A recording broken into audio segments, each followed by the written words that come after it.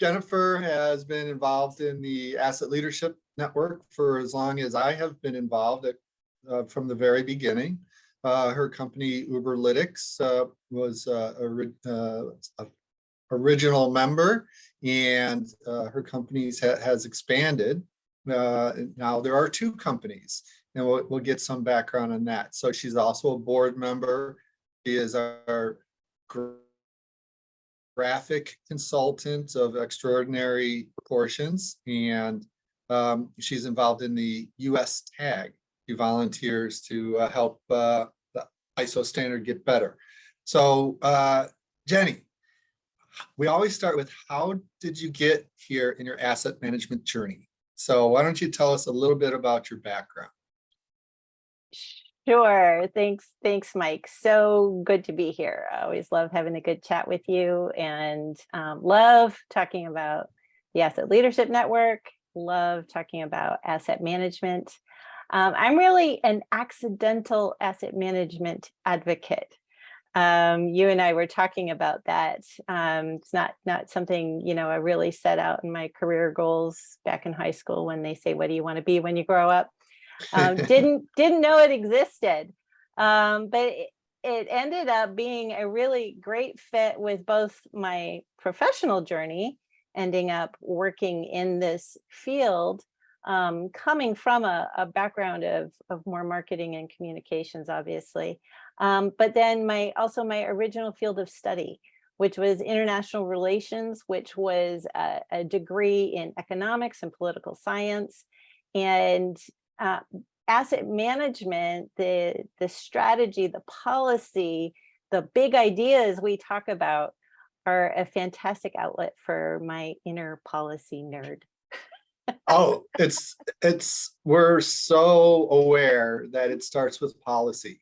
And I'm not surprised that you gravitated towards asset management, because it's that policy in action. Yes. You can see its direct implications. And when I started working with Uberlytics, that's coming up on, that's over 10 years now, and starting to pay attention to infrastructure, there was so much that I never knew, never paid attention to as an average citizen. We use all of these things. We benefit from infrastructure, the visible and invisible, but for the most part we take it for granted.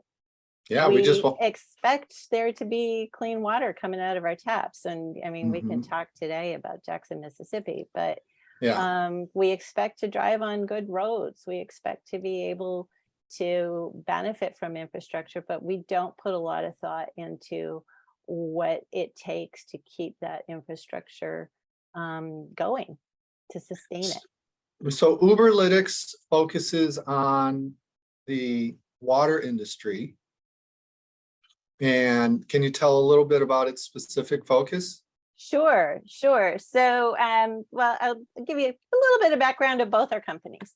So Uberlytics was started in 2009. I came to it in 2013. And its focus was originally on criticality and risk consulting. How do we understand what our most important assets are, and how do we address risk that might pose? How do we understand the risk that might be in our organization? So Uberlytics has grown and continues to serve any asset intensive organization, and it's really services focused. We help organizations build an asset management program and give them that roadmap. How do we get from A to B? What is an asset management strategy going to look like in our organization? Then in 2017, along with a business partner, we spun out some software that we had inside Uberlytics, and joined with our partner, John Clow, and his company, PSA, Process Solutions Assurance, to build out a whole digital enterprise asset management platform that will be that enables companies, organizations, utilities, whoever, to have the tools they need to deliver on that asset management program that they might be putting in place. So Uberlytics is asset management services. We help companies build programs. We've actually facilitated ISO certifications. And then Mentor APM is a whole digital platform of asset management software. Good combination. It is. It's a fantastic combination. Great stories to tell on both. And I love knowing about your policy background explains why you bring such cogent thoughts to asset management. You always are right on target about why things are important and what should be done. And I've got a better understanding of that. And one of the things that needs to be done is constant improvement of the standards that we use to guide us. And you're involved in that. Can you tell us a little bit about what you're doing with ISO? Sure. Yes. So we are members of the US tag to the TC 251, the committee for the ISO 55000 standard. I am participating on the communications committee led by Yvonne Carney from WSSC. And one of our coolest projects is the campus website that Nick mentioned that the US tag has put out.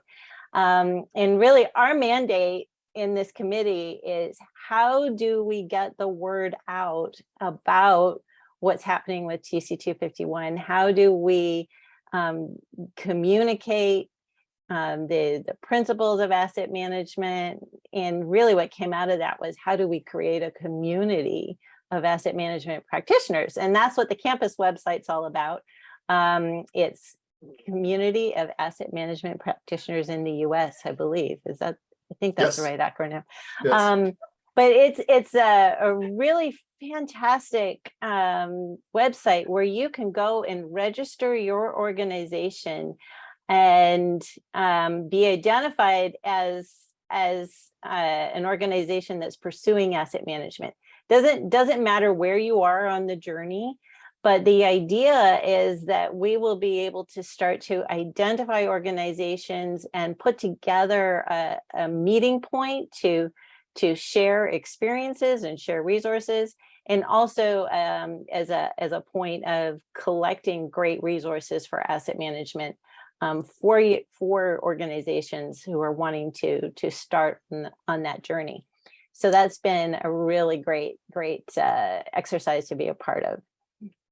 Excellent. And developing that community, we understand, is really important. The culture of asset management, all the kindling is in place, and we need something like the US tag to help ignite it. And it's not just in the US. This is a innovation of all of the technical advisory groups, which each country has.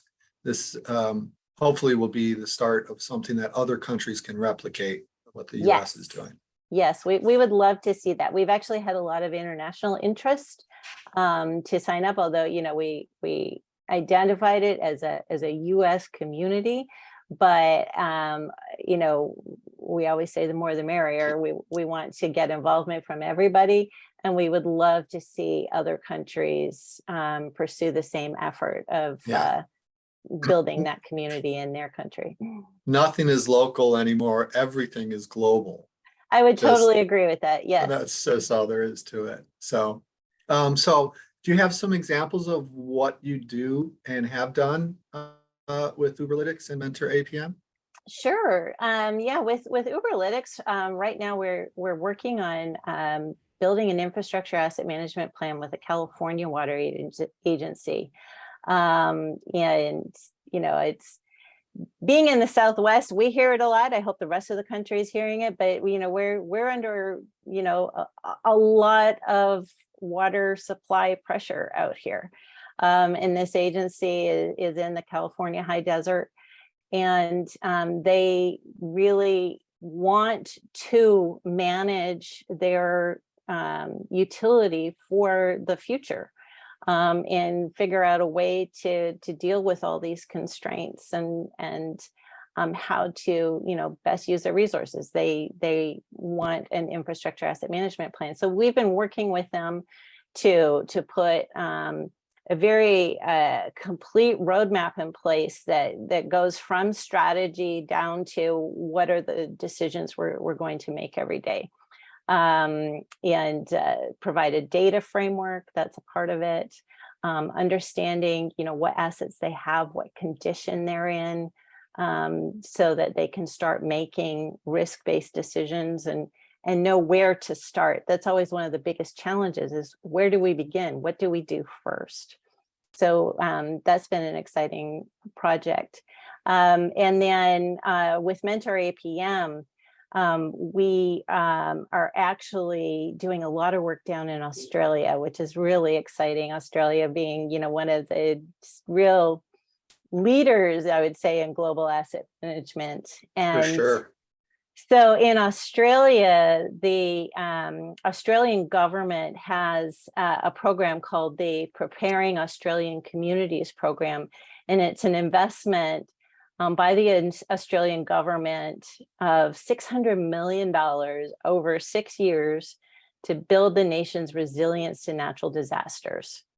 And in Queensland, a portion of this government program has been earmarked towards some coastal communities, and Mentor APM has been selected to be part of a $4.5 million grant to establish a management system for a group of coastal indigenous communities to build resilience into their systems. And this area, which is, the north, getting closer to the equator, is highly vulnerable to cyclones.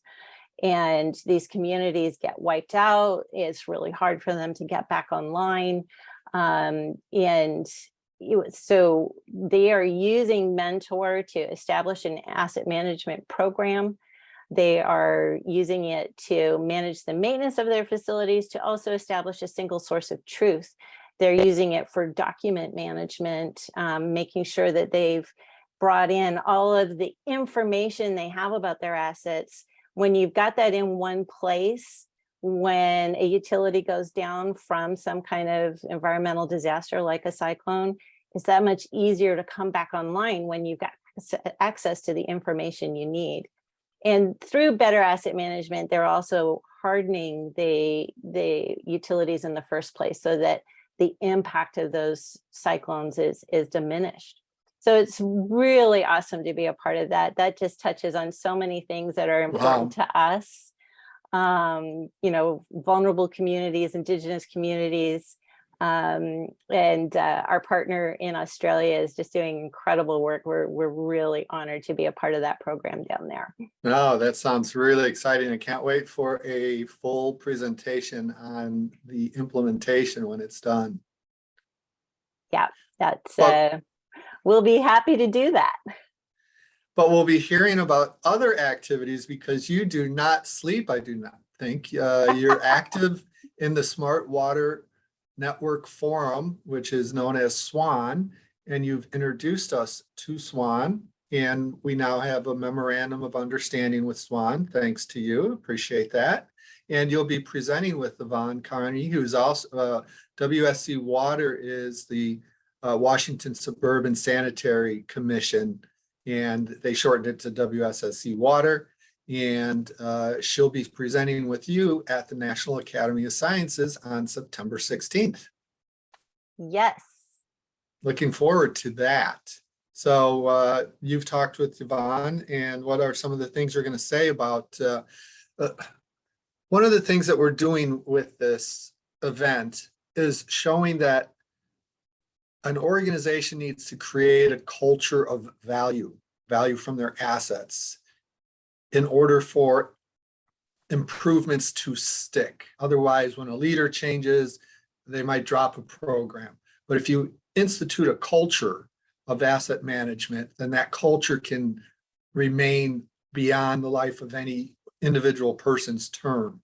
And an organization needs the best practices from many associations in order to be successful, not just one. And we're trying to show that forum, that unity of associations, because we've got one infrastructure. We call it the earth, but really we need to make sure that the water air system that supports our lives and our ability to thrive remains sustainable. And all these associations are willing to share their best practices. That's what associations do. And we want to show how they overlap, interconnect, and that we can actually address some of the problems we're facing as a world community. Yeah, I love this focus on power from associations and on sustainable infrastructure. So Yvonne and I get to talk about a number of different associations, and the one you mentioned was SWAN. We are members of SWAN. SWAN is just, there are so many synergies between what SWAN's doing and what the ALN's doing. You know, can you tell us a little bit about SWAN to get started, to show what the overlap is? I would love to do that. So, so the ALN, I will say, is sector agnostic. You guys, we, I'll include myself in that, are, looking to advance asset management across all sectors. And so, transportation, water, energy, military buildings, anything the federal government's touching. Personal property. Yes. Personal property. Thank you. I forget all the things that we're supposed to say, but so SWAN has a much more focused mission. It's focused on water and wastewater, and it's focused on adoption of smart, data-driven solutions for drinking water, wastewater, stormwater networks worldwide. That's from their mission statement. And so a good question comes up, what is a smart water solution? And, smart water generally is referring to the idea of digital solutions, data-driven solutions.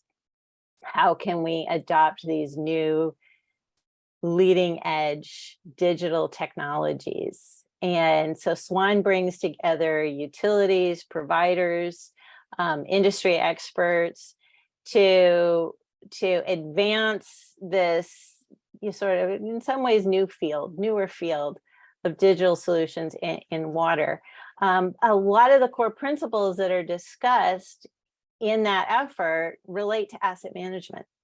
You're talking about assets, you're talking about understanding assets, you're talking about data around assets.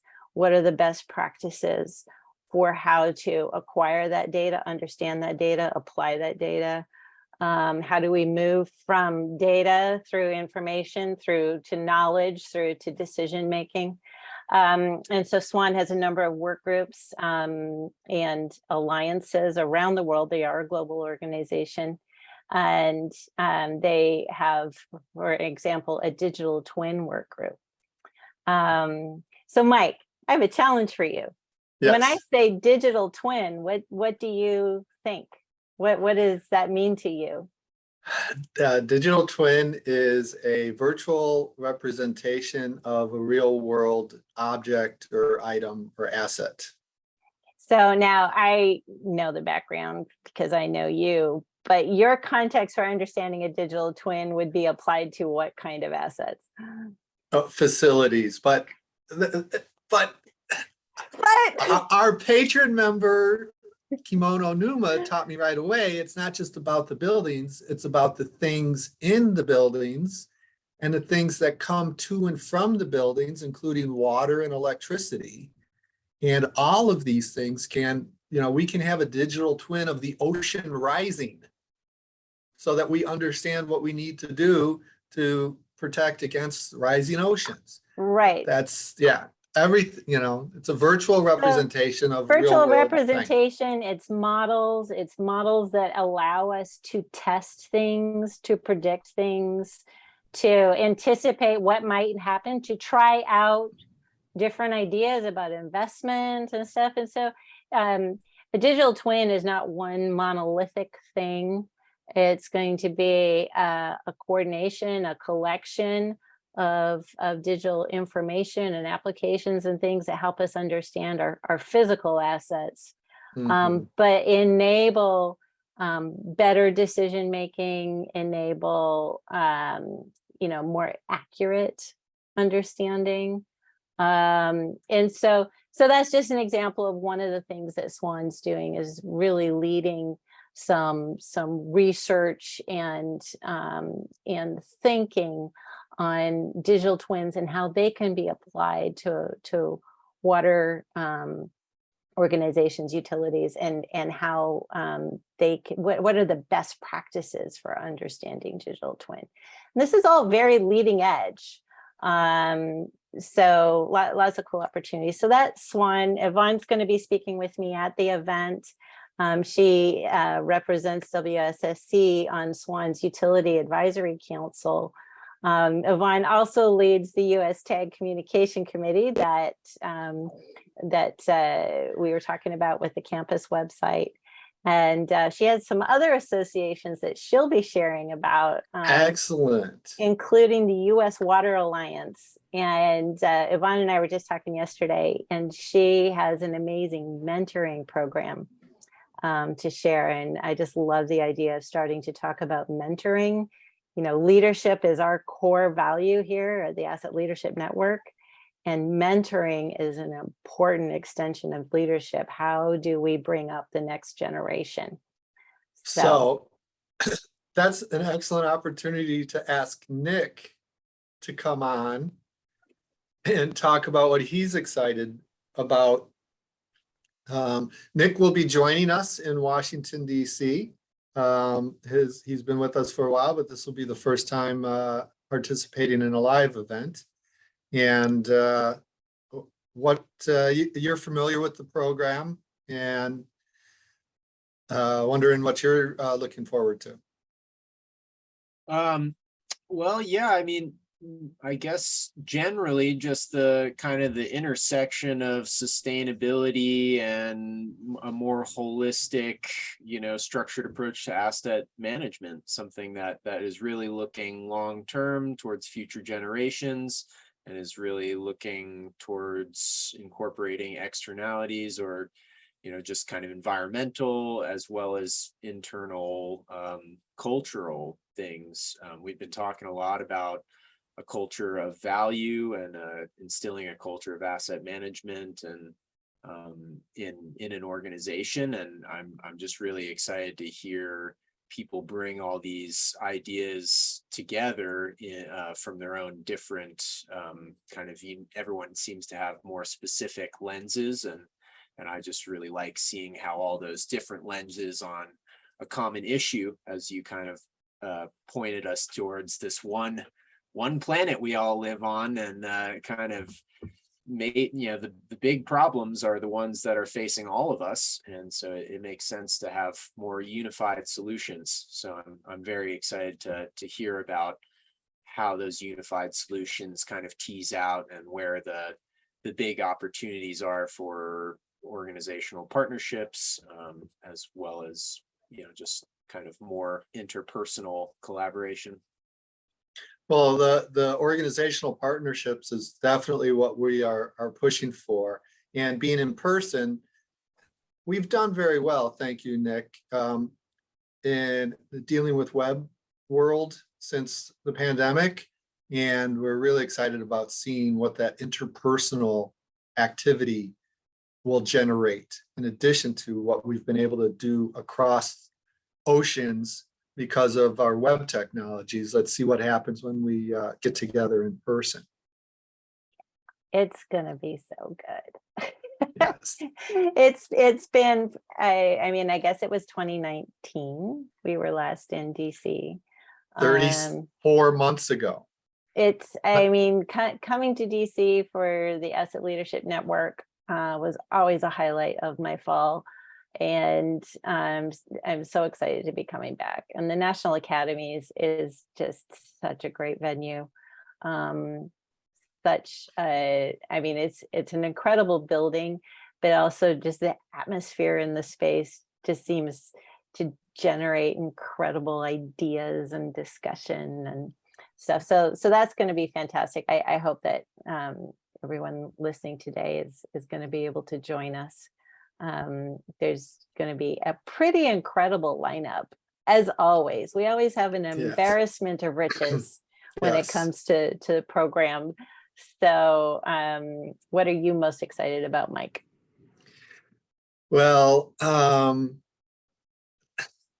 there's like 3 overall things. And you don't have to say our presentation. One of the overall things is the unity of the associations that your presentation is providing. And I'm excited that Yvonne gets it and is going to be talking about other associations. We really need to promote the best practices from all associations, not just any one. And we are bringing the New York Academy of Sciences to the National Academy of Sciences, and it's quite the honor to be able to be the bridge of those 2 storied organizations. So very kind of, geeky about that. And then our government partners, our colleagues from both federal and local government who are excited to be sharing what they're doing. We got Chris Vick from Bureau of Reclamation, who is not instructed to use a structured approach to asset management, but because he knows it's the right thing to do, is distributing $3.2 billion worth of money over the next 3 to 4 years using this approach. And he wants to come and tell us how he's doing that. And I'm hoping other agencies catch fire and say, hey, we should be doing that also. And Denver Transportation and Infrastructure is connecting us to the National Academy of Sciences Transportation Research Board Asset Management Committee. So that's really exciting.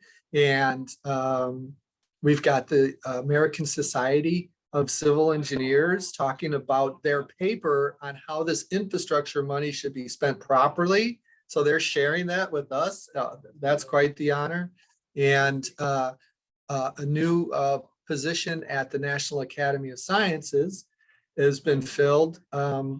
His job is to break down silos. This is what the Asset Leadership Network is telling everyone should be doing, including the National Academy. So it's embarrassment of riches. So, and Art Curlin is giving personal property executive briefings. We've got requests from people to sit down. We've got a separate room for Art to go and talk with them about how they can address their personal property, which doesn't get as much attention as the physical infrastructure does now with all this money. But he's certified to that. So we've, just wow. I'm kind of psyched. Yeah, no, it's going to be fantastic. It's going to be fantastic. So excited to come back. Okay, Nick, can you bring us home? We're trying to stay on time these days. Of course, yeah. Just wanted to end kind of thanking our patron members as well as our other organizational members, especially the US TAG Technical Advisory Group to ISO Institute of Standardization. I'm not sure it translates so well, but you're familiar with ISO, I think, if you're on this program. And especially their new website, the campus website, assetmanagementusa.org, for helping to create a community of asset management practitioners in the US. And then, yeah, this is what we're talking about. We really hope to see you there September 16th at the National Academy of Sciences. And next Thursday back here, we've got Richard Dietz, who is the manager of the DC government capital asset replenishment and replacement system, CARS. And we haven't heard from DC government in 3 years. So we're going to have a great, he's coming to DC to the National Academies. He'll be presenting there also. And he'll be talking about the culture of asset management that has been established at DC government and how that has helped them achieve some really spectacular success. So looking forward to seeing you there. And thank you, Jenny, for joining us today. Nick, thanks for your production work. And thank you to the audience. We really appreciate you joining us, and we'll see you again next week. Thank you. Bye Thanks. for now.